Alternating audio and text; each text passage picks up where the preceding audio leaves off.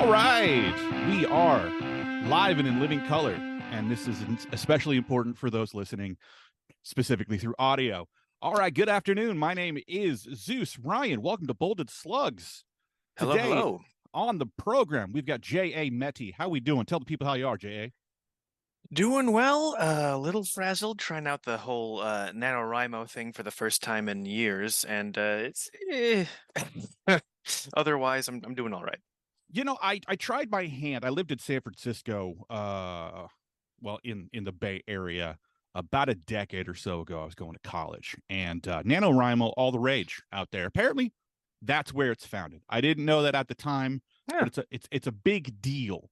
sure. How do you find the concept of a book in 30 days? How do you find that something accessible? Is it something that you think is a worthy challenge, or is it too big of an ask? Certainly a challenge for me. As other everything else aside, Twitter, X, whatever you want to call it, I've networked with a lot of really cool people in the writing community, and I know plenty that can churn out so many words. I don't know how they do it.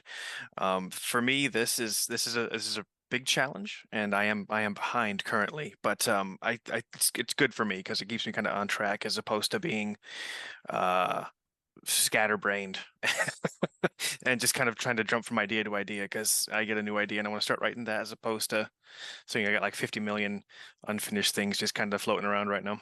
So are you the type of person that treats let's say a 30-day deadline, or any arbitrary number, real or imagined, I guess, even then, deadline being a deadline really allows you to focus, gives you something to work towards, keep you on task. Do you punish yourself too much for, as you said, being behind? I mean, really the only person here who's cracking whips is you, right? Yeah, no, there's no, you set out to get 50,000 words down by the end of the month. But the website's pretty positive about saying, you even get 10 words down, that's progress and that's good. And a Right, lot of right. a lot of my acquaintances say the same thing. So it's really just me being hard on myself more. But I deadlines are important for me. I've got ADHD, and if I don't have it, like I don't growing up, I was very, very much against deadlines. I didn't like them, for like school and things. But now that I'm older, they help for sure. Help me keep me focused and sort of on task, as it were. Now, under normal circumstances, we're not using NaNoWriMo, say, as a barometer for success. What does a successful output look like to you? Do you personally keep, say, word count? Big deal. I can't do the math. I went to public school, so 50,000 divided by 30, I think it's like 7. So you're 7 words a day that you clearly need to do. Under normal circumstances, what do you think your restraints are, or your output goals normally are? I've the past 2 years have been absolutely crazy. I went back to school for something totally unrelated to writing, so I didn't really have a whole lot of time to get any writing done. I tried to squeeze some in between semesters, so I've been more focused on short stories the past little while. So really any sort of success would be like, all right, this break I've got like a month and a half. I'll try and get a short story written or finished. I still have quite a few unfinished short stories, but I've managed to get a few done and finished off that were kind of sitting there incomplete for a while. So for me, success is just it's writing, it's just getting back into the flow of writing more than I have been able to for the past little while. Now, a Um, lot a lot of people, um, they tend to, in my experience, now traditional print writing versus, say, screenwriting versus, uh God, I don't know, all of the other types of writing, because they're poetry, for the love of God. There's so many different types. When you break everything down to brass tacks and you're like, I want to write a thing, do you have concrete, defined goals of, I'm going to write, for instance, this is a short story, this is a novella, this is a full on manuscript, or is it literally just I have to get the ideas out of my head so they'll let me go to sleep. Is it often that simple? For me, a lot of it is just getting the ideas out of my head. Once I get something down and finished, I can stop thinking about it.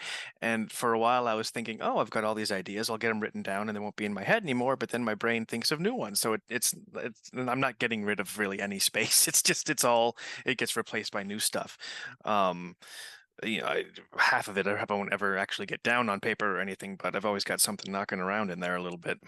How do you function as a writer in a world full of let's just kindly call them distractions? Uh you've got everything from the television, uh your busy lives. I mean, most of us that are writers, I believe, want the life to be writing is my job, the only thing that I do. But that's not realistic. We all have thousands of other things going on. Where do you find the time? I guess where how busy is a regular day for you, and how much writing can you kind of take out of any given Monday? Let's say, for an example. Sure. Yeah. Well, yeah, I went to school. I wound up getting a job in the field I went back to school for, which was nice because the first time I went through school back in the middle of the recession in 2008, that didn't go well. So I'm working full time in the field I'm in now. I'm a dad, so I've got a daughter as well. I just if I'm at work and I have a free moment, I'll try and get a few words down, like on my phone or whatever. Otherwise, it's the kid goes to bed and I set aside. I look at how much time I have for the night. I set aside half an hour to an hour and try and get a little bit in. Then Are it's really this well is all it goes with down to. with a child, with, I mean, any sort of obstacle, creative or otherwise. I mean, in most cases, like, forget writing. It's like, can I have 5 seconds to myself to breathe? That is not somehow already loaned out the moment we get out of bed to somebody else that I've Hmm. got to like call that in for. Let's kind of back up a little bit then. In terms of the type of writer that you are, you've mentioned, it's in your head, ideas, you put one down on paper.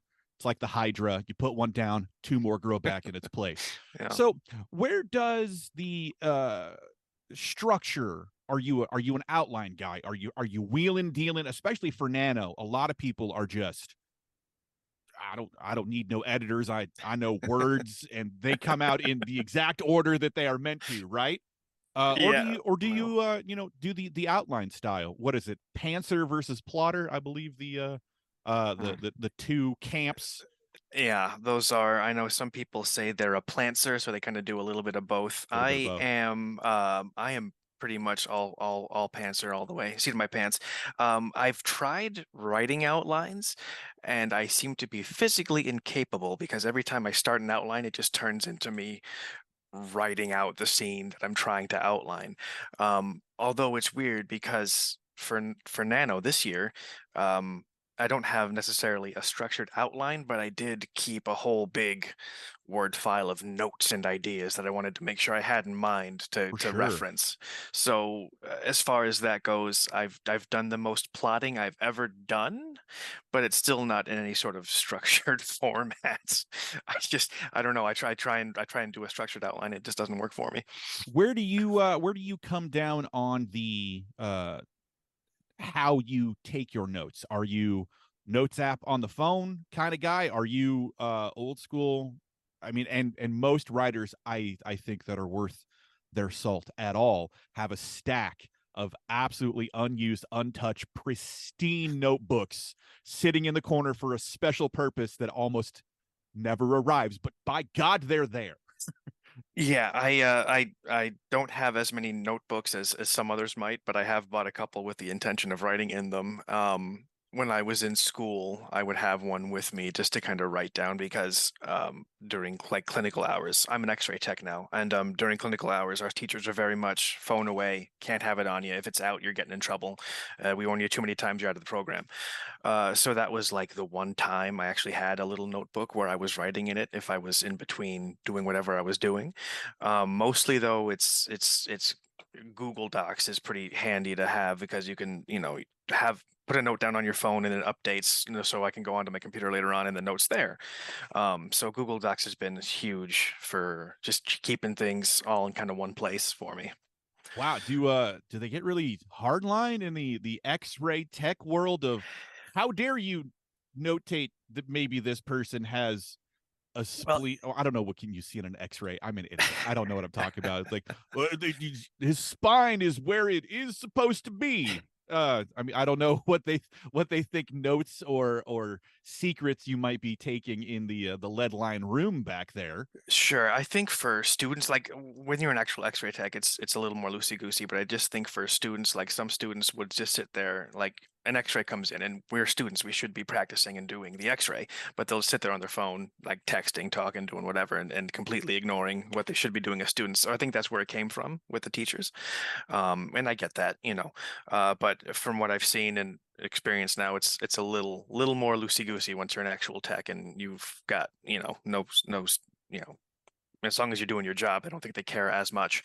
Once you've paid your dues, so to Yeah, speak. Now, what is right. what does that look like in that world? What are paying your dues? Are there tell us some of the secrets in the X-ray tech world. What are the hazing rituals? What are the if they're at all relevant? I mean, we all live in worlds outside those that are created in our brain for the Right. stories that we tell because Hmm. they're mundane, they're boring. We prefer something anything else other than the actual day to day. What is it? I mean, you're sitting there behind the lead, like I said, lead lined room, hitting the button, say, "Don't move, hold your Yeah. breath," and then Hmm. I'm gonna zap you like a frickin' burrito. Yeah. Um, the program I was in, it was 2 years, pretty intensive. It starts out where you're doing more learning than out clinically, but it starts out, one day you're out clinically, one day a week, and then it turns up to what was it? The second semester was like 2 days a week, and then we had a summer semester where it was 4 days a week for like 6 weeks, and then the following fall was 3 days a week, and then the spring was also 3 days a week, and then that final summer it was 5 days a week. You're out Monday through Friday taking images. And I was also stupidly, I don't know how I did it and still kept most of my sanity, but I was working full time through all of it. Ooh, So ooh, it man. was it was getting real. Hey, I was getting real frazzled there by the end of it for sure. I would argue that it's the arrogance of youth, but I've been to college, uh, let's say more than once myself, and I wasn't always young when I did it. But yeah, I could totally do 17, 18, 20 plus credit hours with a special dispensation from the dean on top of 35 or plus hours at a regular job. And that's totally normal. Yeah, that's not at all excessive. Finding Yeah. time to eat, sleep, enjoy myself. Yeah. How do you maintain your sanity, I guess, is a better question. I was fortunate enough to have a job in a grocery store where I could have a little bit of flexibility with my hours. So they were, thankfully they were more than happy to work with me as long as I kept my job up and doing the good job with it. I'm sure if things had started going downhill, it would have been a different conversation. But yeah, I don't know how I managed to keep it all going. I feel like, I passed with decent grades for the most part, but I feel like a lot of it was by the skin of my teeth, even though I don't think it was as close to that as it might have been. Well, just the stress was certainly high for I about the I entire time. forget the name of the comedian, and I will not attempt to butcher the material, but there is a comedian, and likely others who have done material on the worst person ever that is a professional at something. People are signing up for appointments with that person right now. Like the dude that got through by the skin of their teeth, Hmm. he's got an office and someone is having a consultation with that dude right now. Uh so argument that there's hope for all of us, maybe? You gotta be willing to, I don't know. Like again, I didn't really have a choice because I've got a kid and I got to support my family. So it was kind of, do this or be stuck. My job wasn't that bad in the grocery store, but there's definitely more opportunity for bettering myself and my family and growth what I'm doing now. So it's one of those things where you just kind of you got to do it. It's I'm trying to avoid being all, oh, just pull yourself up by the bootstraps, because I don't like that stupid argument. But if My bootstraps don't have bootstraps, bro. Like I can, I get it. yeah. And that actually leads me to one of the questions that I want to ask most from artists, and really especially writers, is you're on social media, you're in the thick of things, you run in some of the same circles I do. I would think that you've come across these things that writers are told, because we are regular people Mhm. bootstrapping the hell out of it, trying to do something to make the voices in our head just shut the for Mhm. you know. So what's the end goal? Let's say broaden NaNoWriMo out for a little bit. You get your 50,000 words down and it turns into a book. What does that look like for you? What is pie in the sky career J.A. Mette? What does it look like for you? How often are you on book tour, and what do you charge for your speaking engagements? This Uh, I haven't thought about that aspect of it. I mean, pie in the sky, absolutely. To be the next Stephen King or J.K. Rowling sans the transphobia. Sorry to get a little political there. Hey, Bolded Slugs, we But do hot takes, baby. We are.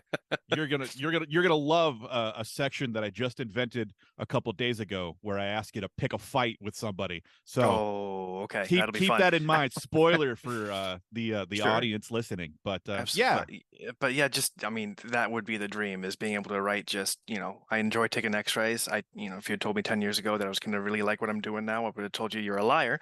But I'm enjoying what I'm doing. But ultimately, if I could turn writing into the only thing I do, I'd be doing that. Um, I, I, I probably wouldn't honestly charge that much, just because I don't know. come on. Hey, we don't But we don't waffle here on Bolded I sup Slugs. Give me a I number. suppose Give it me a number. depends. It depends on who's asking. Like, if it's like a small writing group and they would like someone to come in and talk, would it would be, bare minimum. What can you afford, or even do it, Coke and a pro bono? smile, goodness of Yeah, my own heart. I get you. absolutely. Okay. But But if it's going to then be like a college or someone that can afford to pay me money, then I honestly don't know what rates would look like for that, but I would ask for a decent chunk of change, I suppose. Again, I don't know what would be reasonable and what would be prima donna, oh God, this guy again kind of deal. But I have conversations with people all the time that are, you know, the equivalent of what would you do if you won the lottery kind of thing. mhm, In regards to, like, what level of fame is the kind that you would accept, in terms of, like, how much money get you out of bed in the morning. You know what I'm saying? Like, right, listen, yeah, I ain't doing nothing for less than 5 bills. You know what I'm saying? yeah, If I think I think you should shoot for something with 5 digits. I'm just saying, low 5 digits, high 5 digits. I don't give a shit. It's something in sure, between, but 10 grand a day to show up and talk for an hour. I I mean, do that. I do that for sure. we Yeah. subscribe to what is it, like, uh, book clubs, fellowship groups, and hmm that's another thing I was going to ask, is about, like, contests and other. NaNoWriMo is not ostensibly a contest, because they say you can win, but winning is just hitting that number. Yeah. But hmm they're not giving you, they're not giving you keys to a Maserati. They're just, look at you, the good thing that you've done. You put words on a page. Aren't you special? But wouldn't it be cool if they gave you 25 grand to show up and talk to, a book symposium? I don't know, since the pandemic or whatever, if they even do book tours. Some of my traditionally published friends say that uh, publishers don't like paying for those kinds of expenses and stuff anymore. But wouldn't it be nice if you showed up to a con and it was like 15, 20 grand for you to just talk to some people for an hour, Oh my gosh. If I can, if that, all talks about money aside, if I can someday give someone the same spark in something that I write that I got reading, David Eddings, Tolkien, Rowling when I was a kid, if I can give someone that same like spark and excitement, that's a win, honestly. Uh, or I think one of my goals eventually would be to just someone just they love the character so much they start doing fan art or fan fiction. Knock yourselves Oh, out. isn't That that would the be that dream? would be so exciting for me. The I saw something I want to say a couple days ago that plot holes are intentional gaps left by the author specifically for the creation of fan fiction by other people. Oh, I like that. Like I fan like fiction that. exists in the plot hole. Sure, absolutely. Uh Yeah, yeah. and that's wild because yeah, isn't that kind of how you've made it to a degree where people care enough Hmm. about the character who for days, months, years just wouldn't shut the hell up until you wrote their entire backstory and branching trees of people who will never be in a book, but their birth dates and death dates Uh-huh. and Yeah. the relation. Yeah. I mean, I see it in the material that I write, uh, character wise. And that actually is a very good, ham fisted and unnecessary segue.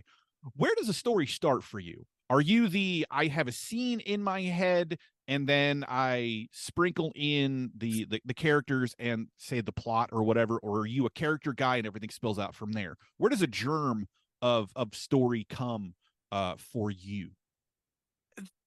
That can depend. I know a couple of the short stories that I worked on over the last 2 years. I actually, I they started as little. I don't know if you remember seeing those on Twitter, the VSS, the like the very Very short very story. short stories. Yeah.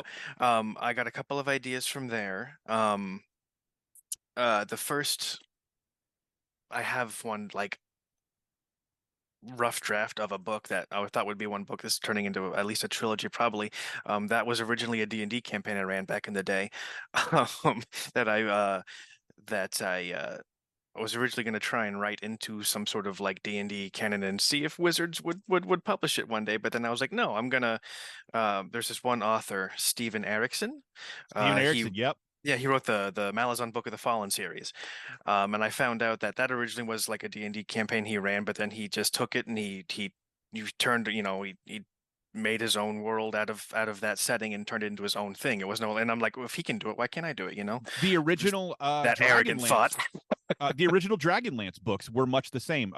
Dragons of Autumn Twilight. Well, that one might have come later, but the original like three, the Tracy Hickman, um, the names escape me now, and I'm a massive fan. God, I'm showing my ass on my own podcast.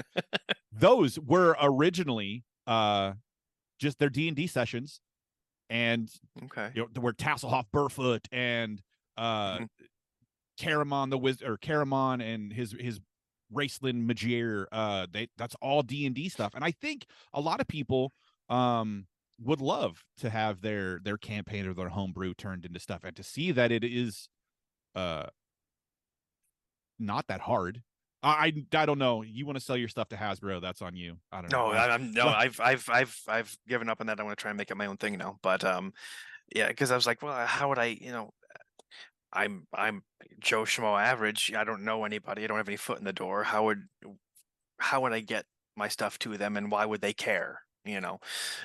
For one, and for two, why am I going to hobble myself into the story I'm going to try and tell by trying to keep myself shoehorned into their cosmology or what have you, when I can Right. just, world building at first, I did not like the idea of having to do all this extra work, but now it's fun. But because What it some of the early drafts of what I wrote were just, they were not good when I was trying to keep it within like the D&D setting, and now when I let myself kind of spread my wings a bit, it became better. Not to you say that the like I read R.A. Salvatore back in the day when I was a kid, and nothing against the guys that can do that, great for them. But I think I do better when I don't have to keep with that. Hey, big fan of Bob, and well, Bob, all the Bobs. There's more than one, But yeah, I grew up on R.A. Salvatore, Ed Greenwood. Hmm. I love that white haired bastard. Love the old guy. Uh, but you mentioned world building, and that is a massive topic for writers. I Hmm. wonder. I forget who says it. I think it might have been George Double R Ranch Martin, who says that he's more of a, what is it, a gardener as opposed to an architect. And you mentioned that it kind of didn't initially or originally appeal to you in terms of building all of the quote unquote extra stuff. Hmm. What kind of world builder do you think you are, and how do you, or how did you become more comfortable with it in terms of your style that you maybe previously weren't? Yeah. Nowadays, back in the day, it was like I'm writing the story, and then there's other stuff that's happened before, but I'm not really going to go into it. But then I stopped and thought about it, and I was trying to sort of shoehorn in what the previous stuff that the world building into the story. And I was like, well, then got to the snag, and I was like, well, that doesn't make any sense for what I'm doing, or that's just kind of hackneyed, or I didn't like it. So it's kind of more like I've got this story, here's this idea, what caused it to happen, kind of deal. So it's more like I kind of start with this main story and kind of build around it, but then if I have a better idea or something comes along that alters the story, I will go back and I'll change the story too. Um, Do you it's need to just kind have of an all organic kind of thing. do you need to have all the component parts? Do you need to know 5,000 years ago the calamity that spawned the universe? Or do you really just like, I need to know maybe what happened a couple days ago that these guys are I think it fighting for? depends. Because some people love that stuff. I need Right. the 37,000 years ago that I'll mention in passing, but it's really only a reference that I get because I made it. But some people are just like, no, I only care about what the characters are doing today and then going forward. There's no wrong way to go about it, and I think it can depend on what kind of story you're telling too. If it's just a more character-centric story, then a lot of what came before doesn't matter as much. Um, uh, with what I'm doing right now for Nano, it matters a little bit, but I'm not getting as hardcore into the world building yet as with the previously mentioned book that I wrote. That one, I've got other ideas for series that take place within the timeline before and after. So that one, the world building matters a lot more. Um, and Do I you know think you're some. comfortable separating that? Some people feel like they could get easily bogged down with just the immense amount of material that's in their head. Are you able to compartmentalize? That's a big word. I'm a writer. I know syllables. Uh, and keep those things separate, or is it, oh, I've got to have these characters, they're going on an adventure, but 5,000 years ago there's a parallel to. How do you kind of decide what is and what isn't important in terms of the tale that you're trying to tell, versus say the backlog of material you're trying to create? um, again, sort of dependent for me at least. It depended on the story. Some of my friends just love the world building, and they'll do world building. They're like, "Oh, I wrote 2,000 words today, but it was all world building and not with my story." Which, hey, great for you. I don't know if I could do that. Um, it- it's again, I'll depend on this. Like for the world building I have right now, it's like there's this big evil empire that happened a while ago. Something happened, it broke up into smaller kingdoms, and that's where we're at. And there's not really a whole lot extra that you need. If I'm going to explore more deeply, like with the other thing that I was working on, I've got a story from like the start of everything. I've got like what those people were doing, and I've got an idea of what they're doing. And then there's people like 500 years later. I've got an idea of what they're going to be doing. And then I started in the middle. I don't know why I started in the middle, but I started kind of in the middle of everything. And but then I've got an idea what's going to come after too. But that story's changed a bit too with some of the other world building I've done. That one's really intensive. So I think for that series in particular, the world building is going to matter a lot more than what I'm doing now. Then we'll see what happens. See what happens. There's an old adage where when we're creating a scene, and I think that this broadly appeals to most stories, is start late, get out early. So if you're starting in the middle, you've got something to build off of and something to get to. So maybe Hmm. starting in the middle is not such a problem. But hard segue, new Sure. segment, brand new thing. This is called Pick a Fight. And I want you to tell me something that you absolutely hate about the industry, whether that is traditional versus indie and that discussion. In less than 5 minutes, pick a fight with someone or something in relation to writing, your journey, and what you would like to see go away. There's the view that if you're not published traditionally, you're not a writer. There's elitist, outdated view. If you are not published by one of the big five, you're not a writer, which is total hogwash. Indie publishing companies have are a big thing nowadays, and it's um totally valid to do it that way. I actually have one of my short stories I wrote a while back was published in an indie anthology back in 2020. And I've since gotten the rights back, and I have that up on the Kindle marketplace too. But it's this thing where it seems like the big five, if you're gonna make it in that world, unless you already have a pre-established fan base, then they're not gonna, oh, hey, we don't have to do any work. Here's this person, and then, they're gonna sign you up, and then you're gonna write your books with them. But then you're also beholden to, okay, well, you're writing this story right now, but that's not going to sell. No one wants to, no one's going to want to buy that. And with the big traditional publishing, it seems like a lot of creativity gets squashed these days. That was, and then a lot of, if you're smaller but you manage to get signed with them too, then you're still doing a lot of the promotional legwork, all the other stuff that you have to do as an indie or self-published writer that you have to do with the big five still. um I'd like to see something change with that more than anything. Right. Is There, taking a chance on some of the smaller stuff. You see the same thing in movies where you don't see the Good Will Huntings anymore in the movies. They don't. That was like a mid-budget film that was, they weren't sure if it was going to do well or not, but they took a chance on it, and it was this big amazing thing. But they're either going to be doing the small little indie movie or the big blockbuster, and we went from like one or two blockbusters a year to like 5 times a year. You got these blockbusters going on. It's just ridiculous, kind of, I think. But I that particular model of the Kevin Smith said this once, I believe, that the idea of the $20 million movie just doesn't exist anymore. yeah. And those used to be the things that were they were hits. There were tons of them, and I think you could largely translate that to the book world too. Is if you take a look, even just casually, at any New York Times bestseller list, if you don't think that isn't already bought and paid for, same thing with Amazon.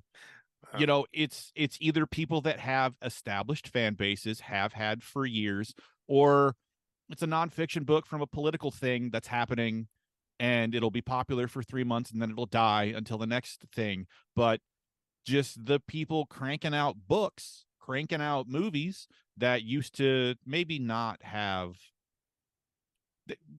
everybody was expecting everything to make billions. I posted something about this on the tweaks the other day, that the idea that every single film is a blockbuster, well, they're more expensive to make, so the returns then need to be historic as well, and it's just a constant stream of mhm. big thing, big thing, big thing. But it's like, no, man, sometimes I want, yeah, a Good Will Hunting where a regular dude from the street has a unique thing and goes to see about a girl. Where are those stories? Why does it have to be Yeah. earth-shattering, world-ending sort of material? And it's expensive to do. Going to a movie or buying a book. I remember I used to only buy hardback. That was a big thing. I wanted Hmm. all my shelves filled with hardback. But I was the then, same way. it was 20, $25, now it's $30. Now it's sometimes like $40 for a hardback. And it's like, Nah. fine. Hey, it's a nickel on, the ebook. I'll just read that. Yeah. So I agree. The idea that, the middle of the road kind of, I don't want to say journeyman, is that, but I get you, kind of the mid level production Mhm. Yeah, I see that. Some of the people that I kind of talk to that have books, even with traditional publishers, they're like, yeah, they told me they wanted to have 30, 40,000 followers on any given platform before they'd even look at a manuscript. And it's like, I thought we were here for stories, man. I thought me writing a book and you selling it would bring the people. If I'm doing it all myself, the hell do I need you for? Right. Exactly. Well, JA, I appreciate your time. We are vastly underserved in the amount of time that we have available. But where can people find you briefly before we get out of here? I don't have an author website yet. Maybe someday when it doesn't seem so daunting, I'll do that. But I'm on Twitter, X, whatever you want to call it. I'm on Blue Sky. I've got a short story up on the Kindle Marketplace, and that short, the anthology and a bunch of others from that same company that put that short story on there. I want to just give them a quick shout out. Inked and Gray, fantastic publishing company. Great people to work with, and I'm thanks to them for giving me a chance with that short story I did with them. Go check out their stuff, inkedandgray.com, I think it's called. They've got a bunch of different anthologies and stuff with a bunch of great talented writers. But yeah, that's kind of it for me. Then maybe we'll see what I if I can find something to do with this story on with Nano once I get all done with that. And thanks for having me on. Not a problem. Appreciate the time. And yeah, we'll drop that information in the show notes for folks who might want to take a peek at what those folks have going on. But otherwise, appreciate you stopping by and talking with us today. Thank you, sir.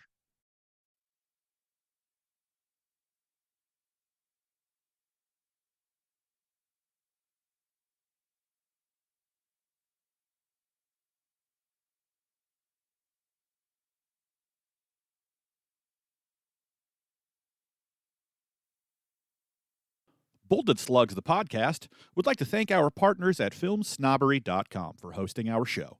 Today's music is Sublime by Cam Hashari from the Free Music Archive, licensed under Creative Commons. Bolded Slugs, the podcast, is a Dapper Duck media production.